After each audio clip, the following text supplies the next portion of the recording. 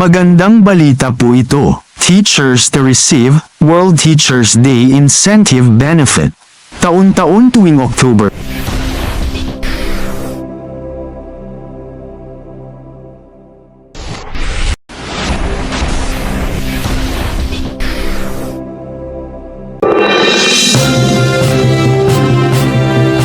Magandang araw po mga kaguro.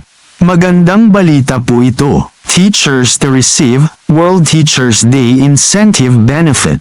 Taon-taon tuwing October 5, ipinagdiriwang ang Philippines celebrates World Teachers Day sa pamamagitan ng pagpupugay sa dedikasyon at pagsusumikap ng mga guro sa pampublikong paaralan.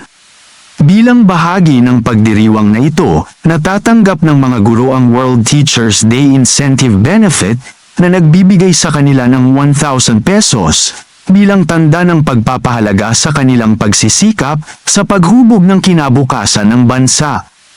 Ang World Teachers Day Incentive Benefit ay isang 1,000 peso cash gift na na-introduce noong taong 2020. Ang insentibong ito ay ibinibigay taon-taon tuwing October 5 bilang bahagi ng pambansang pagdiriwang ng mga guro. Sinasagisag nito ang pagkilala ng pamahalaan sa mahalagang papel na ginagampanan ng mga guro sa pag-aalaga at pagtuturo sa mga mag-aaral. Lahat ng mga guro sa pampublikong paaralan sa elementarya, junior high, senior high, at community learning center sa buong bansa ay kwalipikado para sa 1,000 na benepisyo. Ang mga guro ay dapat na aktibong nagtatrabaho sa o bago ang October 5 upang maging kwalipikado. Gayunpaman, ang mga nasa unauthorized leave o nagbitiw bago ang petsang ito ay hindi karapat-dapat.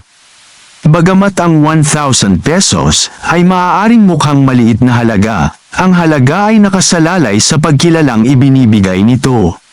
Ang insentibo ay nagsisilbing tanda ng pagpapahalaga sa maraming oras ng trabaho ng mga guro sa kanilang mga estudyante.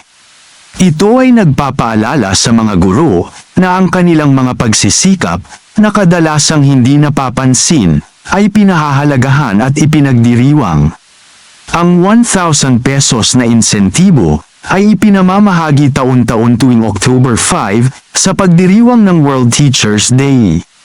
Ito ay naging pare-parehong tradisyon mula noong ipinakilala ito noong 2020 at magpapatuloy ito sa 2024 na nag-aalok sa mga guro ng pabuya sa pananalapi kasama ang pagkilalang nararapat sa kanila. Para sa mga guro ng pampublikong paaralan, ang benepisyong ito ay higit pa sa gantimpala sa pera. Ang 1,000 pesos ay simbolo ng pasasalamat ng bansa sa kanilang kontribusyon sa lipunan.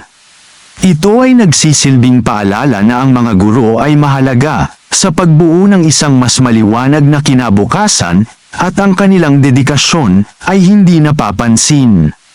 Sa huli, ang World Teachers Day Incentive Benefit ay isang makabuluhang kilos na kumikilala sa napakahalagang papel na ginagampanan ng mga guro sa paghubog ng isipan at kinabukasan ng susunod na henerasyon.